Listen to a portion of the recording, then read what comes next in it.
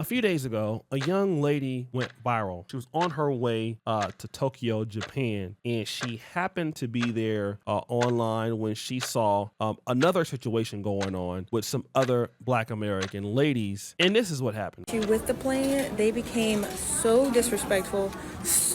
Guys, my plane just experienced some of the worst black fatigue. I am utterly disgusted and disappointed. And then these young black girls right now, they have lost their whole mind. And I'm just gonna come on here and say, like, the way that you carry yourself in different countries, it's gonna reflect on everybody that looks similar to you. Something happened with the starter, so they've been replacing the starter. I'm thinking we're in the air this whole time. It's been 3 hours we were on the plane, and these girls were being loud before the plane was getting ready to take off.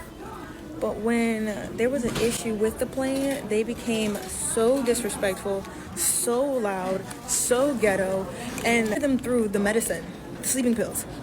I can't even freaking turn around to say anything because I can't form a thought. So, like, if I find them, I'll let them know this, because honestly, they were like, hey guys, you guys can sit on the plane. They make an announcement, they're like, hey, it's gonna take another 30 minutes. You guys are gonna sit on the plane, we're gonna get it done, then we're gonna take off. These girls start to try to open up the cabin doors, and the lady is like, what are you doing? You're supposed to be seated. And she's like, I'm getting my stuff. I thought we were getting off the plane. Immediately knew. I was like, either they're gonna get kicked off or they're about to deplane us, because they're acting belligerent. Thing you see on Spirit Airlines or Frontier in America, those freaking ratchet videos, they were acting just like that. Stereotypical black, nasty attitude girls knocked out. And I keep saying this because I waited till everyone got off the plane, so I go last, because I'm so drowsy. I'm still like wobbly. Get my stuff, and the flight attendant behind me is like, you're supposed to be deplaning. And I'm like, girl, I wasn't one of those girls that were being disrespectful. And she's like, what? Like, just giving me so much attitude. And it's not me, but guess what? Because I look like you, I'm being disrespected. Just put that in perspective when you're traveling alone, especially black people. Black people are already, that black fatigue is going around. Like, people are already getting sick and tired of your stank, public, embarrassing attitudes and behavior. And again, it's always going to backfire on people who aren't doing that look like you. So just keep that in mind before you open your mouth. Or Jesus, but I know you probably don't care. Anyways, I digress. Ciao. She talked about this ordeal and how the young ladies were acting. And so after which, once it was her turn to be interacting with one of the airplane stewardess or some of the people that worked at the airline, one of the Asian stewardess or Japanese stewardess took issue with her, and she was trying to explain that she did not have any issue with her and she didn't do it. But the stewardess did not want to hear it. The message she was giving to the community was, when you do things like that, not only do you make it bad for yourself, you make it bad for others, all right? And I want to talk about this because, again, I've been coming after certain black conservatives for just telling one side of the story about black behavior and being dysfunctional and not covering all of the instances, okay? But we're going to be real here. We have seen this. In fact, I have seen this. In fact, I go through this a lot. Just recently, we had a content creator come to Nairobi, Kenya. Nairobi is like, I don't know, I wouldn't call it my second home, but I'm there a few times a year if I'm not in Uganda. And so this guy, Jay Rello, comes out there. Jay Rello records this lady without her permission, or maybe she wanted to do it and changed her mind, having sex or trying to have sex. And then he curses the lady out, goes viral in Nairobi. The Nairobi Gossip Club picks it out. And then all of a sudden, everybody understands what this is about. This is a black American doing this. Now, what we tend to do, especially I see a lot of folks on the left, a lot of people on the left, they call out racism and white supremacy only. Blacks on the right call out black buffoonery only. And so what happens is there's no balance, all right? Is there racism and white supremacy out there? Sure, absolutely, okay? But at the same time, a lot of black people just do not care about the interactions that you have with other groups, okay? As if whatever we have been through as a people gives us some fundamental right to behave in any kind of way that we want. And as much as you may believe that, I just want to explain to you that nobody cares, okay? Nobody cares about our issues, what we've been through, but us, okay? Usually.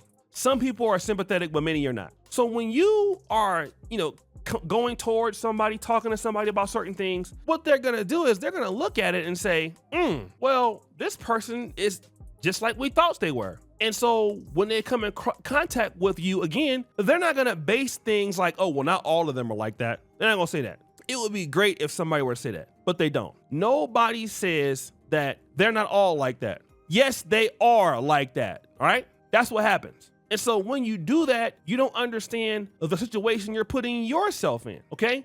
And the reality is, it is down bad. Black people gotta take ownership for their behavior because nobody wants to put up with that. Like, I promise you, I swear, I've lived overseas for like 10 years, okay? In America, people getting tired of some of the excuses that we make, in which they call it black fatigue. I know that we can say some of that stuff is disingenuous, but some of it is not. It's not. We see it. And I can tell you how we can see it. We as black people don't want to live around it. That's the truth, okay? I grew up in Del Paso Heights. I love Del Paso Heights. I'm a Grant High School fan. My brother went to Grant. I love the Grant Pacers. Rest in peace to the legendary coach Mike Albergini. We was the only public school to win an open division state title in 2008. But do I want to live in Del Paso Heights? Hell no. Why? Because of what she was talking about. We're going to be honest, okay? Nobody wants to live, and this is some of my friends who don't even sell drugs no more. Some of my friends who was gangbanging, my colleagues, they don't want to live in Del Paso Heights. You want to know why? Because it's not a whole lot there anymore. All right, it's no resources there for the most part. It's hard to go and start resources there. And you know what? I have to be honest. My mom I really wanted to come back to Del Paso Heights and be that person to try to do something like that. And my mom talked me out of that.